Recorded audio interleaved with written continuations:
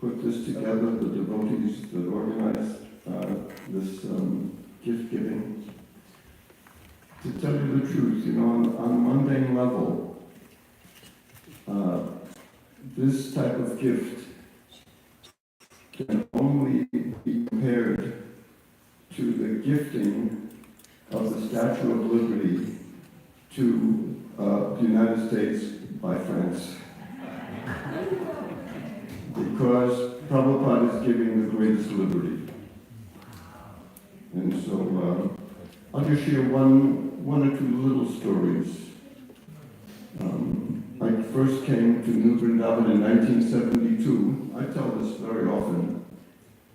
And I had darshan with Srila Prabhupada at that time in the old farmhouse by Madhavan where he was staying. That house is no longer there, unfortunately. But at that time, Prabhupada was talking about Vrindavan and New Vrindavan. And I heard him personally. He said that this New Vrindavan is not different than Vrindavan in India. And anyone who comes to New Vrindavan gets the same blessing as going all the way to Vrindavan in India. And then one short reminiscence in 1976, the last time Prabhupada was here, I had the good fortune to go on a morning walk. On that day, Prabhupada wasn't feeling very well. Very often, his morning walks there's so much knowledge that Prabhupada is exchanging with the devotees and very animate. But that particular morning walk, Prabhupada didn't say a word. And one devotee, he wanted to kind of initiate a conversation with Prabhupada. And he asked an interesting question. How many pure souls, how many pure devotees are there in the world? This devotee wanted some numerical figure. And Prabhupada wasn't responding. He just maintained his silence, chanting on the holy name. And so the walk continued in this way. And finally we came back to Prabhupada's car.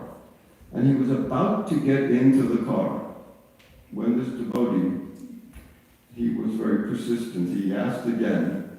And I remember Prabhupada had his back turned to the devotee. He was just about to get into the car. Somebody was holding the door open for him. And the devotee asked, Prabhupada, how many pure devotees are there in the world? And Prabhupada turned around and with a wave of his hand, he said, all pure devotees. And then he turned and got back into the car. And so this is the vision of the Mahabhagavat. Everyone is a pure devotee. That Prabhupada is simply a servant to the people of the world. The suffering people, the conditioned people. But underneath that suffering, underneath that conditioning, Prabhupada saw that, yes, somehow or other we're all pure devotees. Jai Srila Prabhupada. Jai Prabhupada. Abhudi Prabhu is next.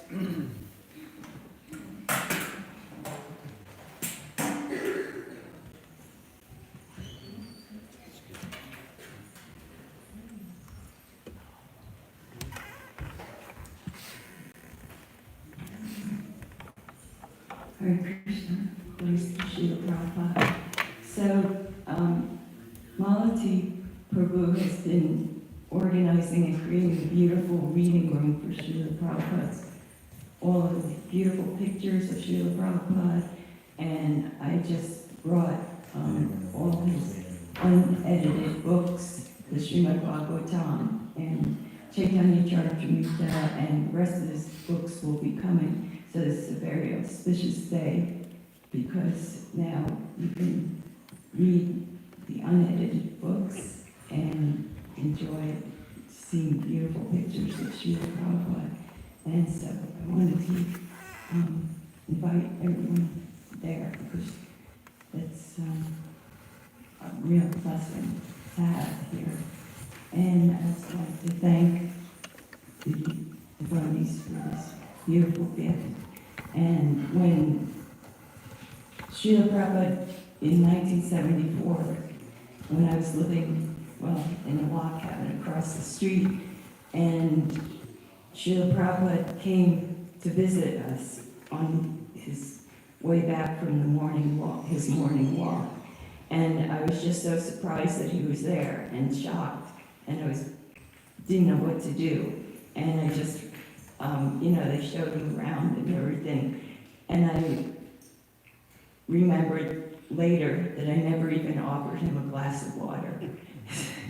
So I'm really grateful now Srila Prabhupada has come to my house again, and I can offer him water every day along with, an offering for prasadam. So it's a real blessing. So thank you.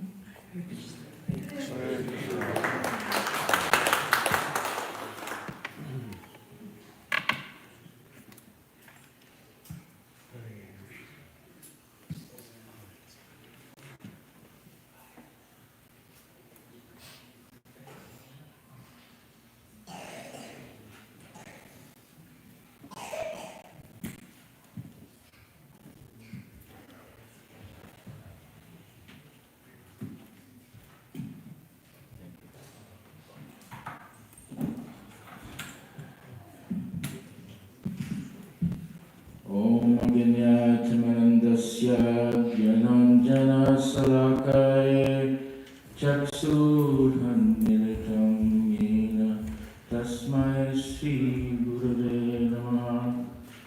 Namo Om Vishnu Padaya Krishna Prasthaya Bhutale Srimate Bhakti Vedanta Swami Niti Namane Tesam Satatayutanam Vajatam Pratipurvakam Tadami Guru Yodam Tam Yenam Payanti Te.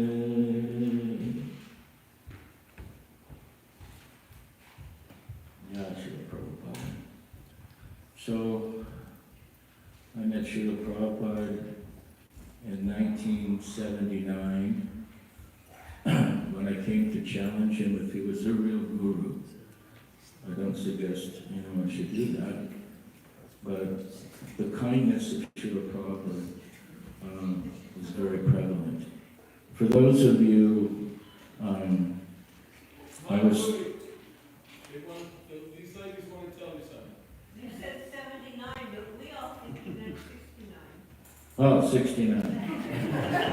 This is what happens when you get old. Prabhupada also told me, don't think this won't happen to you. It's working. So now, 1979 is probably as far back as I remember. So, 1969. So, I had the great fortune to be Prabhupada's guard and run Srila Prabhupada's darshans for 5 years in Mayapur and Vrindavan and many, many walks. And I keep thinking when I see Maharaj has talked about some of the qualities of Prabhupada. If you saw Prabhupada in the evening when everyone else is taking rest, and now there's only like myself and himself in the room, even all the servants had all gone to take rest. Prabhupada was sitting behind his desk with his books open. He was dictating into a dictaphone. Sometimes he would not even use the dictaphone. He would think and write. But usually at this time he was using a dictaphone. And he was so determined to get this translation right. And he was reaching, he could see, but no one could want to disturb him. But one time I took the liberty and said, Prabhupada, it's late. Now it's probably, it's probably 1 in the morning or something. And Prabhupada is just going through, very, very stringently, translating. And I said, it's late, sure, probably, perhaps, maybe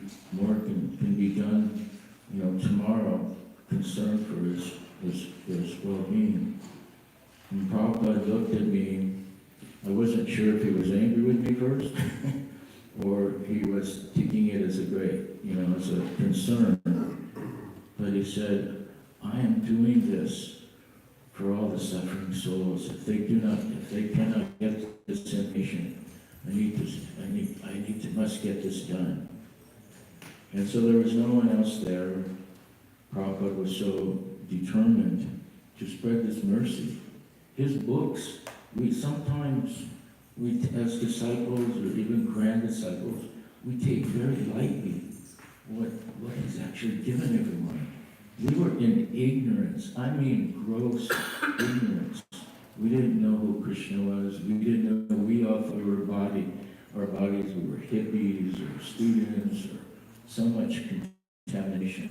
It's like Prabhupada was a supreme PhD in praying, coming down teaching preschoolers. We had no concept to understand anything. So just as the early time when Prabhupada, sometimes, he was standing in line to go to the bathroom in the early days. Maybe Martin may know, or some of the others in the early days. There wasn't even any concept of how you treat, a great soul, a great sage. Everyone was just, and Prabhupada was so humble. He would just be standing in line. When he would, probably the qualities of Srila Prabhupada are so magnanimous. When we think of Sri Chaitanya Mahaprabhu, what does it take to be a pure devotee under Srila Chaitanya Mahaprabhu's sampradaya in Kali Yuga? Think about that. So much mercy has to be given out, and there's so much attacks. One Gaudiya Acharya told me, being an Acharya in Prabhupada at that time, I had the chance of managing Bombay. I said, so much struggle from Bombay to get that temple, so much struggle for so many different temples to get so much sacrifice the devotees made, whether or not going out. I remember when, I think Kalakanta's here, I haven't seen him for many years, Radhe Radhe, Haribo. When we were traveling in Germany, the German devotees were going out right after Mangal Arti, and you wouldn't see them again until unless you stayed up to midnight. And they would be out all day, all night, distributing books, 3 hours, and we wouldn't come back until all the books were gone. So much dedication that the devotees put for leaders. They have big bank accounts. They have so many different things that they have for their own personal satisfaction. Prabhupada used every cent. In fact, I can tell you, when we were working with Harisari as one of the guards, I had misplaced, I think it was 10 paisa. It was something insignificant, in rupee of a paisa. And Prabhupada, he would manage every penny, every cent, and in India it was every, whatever those, rupee and less than that, paisa. So if you came back, he wanted everything. You would know, someone would say, when I got a limca, or I got a coconut water, so Prabhupada wouldn't miss everything. So he was so exacting that no money would be misused. Everything would be used in preaching Prabhupada. And Prabhupada was so strong that to everyone, he had 2 different qualities that we all had examples with. He was soft as the rose, and he was hard as the thunderbolt. I personally got both. The rose, he probably would be very much character. He would give us the rose out, call us up one by one, take some Mahaprasad, give it to us, smell some rose, give it to us. And the thunderbolt was if you did something wrong and you were his guard or you were doing his service directly for him, he spent no niceties in correcting you. So when I think of Prabhupada, I think how much mercy. None of us are qualified to study the literature or shastras. None of us are qualified. Some of the younger devotees may be born in Brahmana families. Most of us old geezers, we were picked up from being hippies or students or revolutionaries in my case. but we had no really qualifications. And Prabhupada told us, I have given you the qualifications. So this is true. He is, whatever we have, whatever we know, whatever advancement that we've made, or whatever seriousness we've been able to muster, is by the mercy of association with the pure devotee. This sadhusanga is the most important quality to be able to make advancement in Krishna consciousness. And by the mercy of Prabhupada, it is still going on. This temple, this society, the many, many devotees that are his disciples and disciples of his disciples, and other Gaudiya Mahasans, that they're also all very much enamored by Srila Prabhupada's great achievement. So with my deepest appreciation that I can give, I am so thankful to Srila Prabhupada for allowing us to participate in his transcendental Sankirtan army under the auspices of Sri Rupa Goswami, Sri Bhaktivinoda Thakur, Bhakti Siddhanta, and under Srila Chaitanya Mahaprabhu's wing. We have all signed up. So Prabhupada is, I pray that somehow we may be useful in our coming verse and pushing forward this movement. And whatever little advancement that we've ever made is simply by the kripa of our acharyas. Thank you, Srila Prabhupada.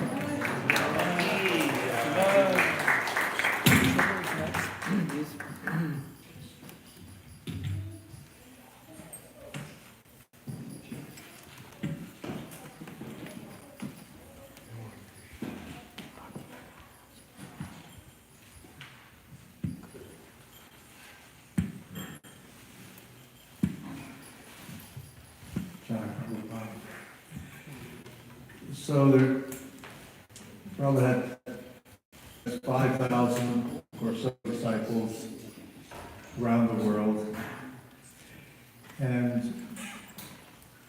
But not all of us have a lot of intimate association with Srila Prabhupada. For one, I saw Prabhupada a few times and had very limited interaction with Prabhupada. And there are others who had a lot of association with Srila Prabhupada, and yet he reciprocated with every single one of us, and he found a way to be with us, to speak to us, and not just through his books, of course, that we hear about. Prabhupada's there in his books, which he is, of course, and he comes to us in that way too, but I remember when I first came to the temple in Miami, this was 1973, drove down there. Narahari said, here, just put your sleeping bag on the floor there, you can sleep right here in the prasadam room in Coconut Grove. And I closed my eyes, and there I was standing in front of Srila Prabhupada. And Prabhupada was there before me with his hands folded, with a beautiful smile on his face, and he said, thank you very much for coming. And I had never met Srila Prabhupada. I was so incredibly new, and yet Prabhupada came to me and thanked me. And in New York and on Henry Street, and whenever Prabhupada was there, of course, everybody came from everywhere, and there was so many devotees in the temple. There was 100 brahmacharis living in that temple on Henry Street. And I remember standing all the way in the back, trying to stay awake and listen to Prabhupada's class, and I had some question in my mind at the end of class, and then Prabhupada just looks up at me and starts answering that question. And I'm not the only one. I mean, there are so many who give testament to this, of what it was like to be Prabhupada's disciple, and what it is like to be Srila Prabhupada's disciple. And he's still with us, and he's still with me, and he's still giving me instruction, and he's still chastising me, deservedly so. And seeing Prabhupada for the very first time in New York City, when he flew in the airport, and watching Prabhupada as he moved through the airport, and his head didn't bob. He was literally floating. He was just floating along. It was the most incredible thing I'd ever seen. And he was glowing, and everyone said, oh yes, that person is glowing. Yeah, Prabhupada was effulgent. You could see Prabhupada's effulgence. So, I'm so grateful to Srila Prabhupada is still with me today, and now he's come in this beautiful murti form by the mercy of so many wonderful devotees in Russia who have made this gorgeous murti. The detail is exquisite. Prabhupada is so beautiful. And again, he's giving us and giving me his personal darshan and association. And the world has yet to really know and understand who Srila Prabhupada is and what he's brought. And hopefully, as these years go by and as we spread Krishna consciousness and this wonderful 335, 3% of the population will be able to be actively participating by 2035, that the world will finally come to know and understand the glories of Srila Prabhupada, how much he sacrificed to come here to save us and to save the entire world. So, thank you, Prabhupada. Thank you for saving me. Srila Prabhupada, ki jai.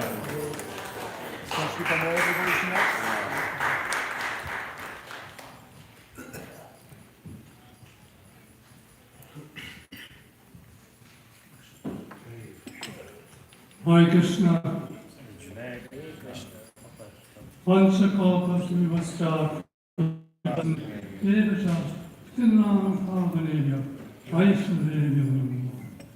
Thank you, Gopish Prabhu. And your very last words, Prabhupada saved me. That was, please right into what I'd like to share with all of you. But before launching into that, I do want to express that I was hoping that Sudhanu, Advaita, Chandra, Advaita Charya, Daivada, Lajaladi, Ruchi, will all speak before me, especially my wife, because she is my senior. She was initiated in February of '73, and I was initiated in April of '83. So I don't know, this chronology here is makes me feel a little strange, but that, as it may be, I would just like to share one pastime as briefly as possible that really connects to my heart, because when I hear these pastimes of Srila Prabhupada, I think how can I relate to them in my own spiritual journey. And just a quick little background. I, of course, came from a very dysfunctional American family, and, at the age of 12, I went to a summer camp, and I was given the name Crown to Grub. Okay? And then later on, because I was very messy, I was, diagnosed by a psychiatrist that said that if this boy does not take intensive psychiatric treatment, he will commit suicide by the time he's 17. But by the time I was 17, I met devotees. And they saved me. And then, when I was 19 years old, I had the opportunity to meet Srila Prabhupada. And there's not enough time to go into those little anecdotes. However, there was another 19-year-old boy, and I'd like to share his story because it kind of relates to my own story.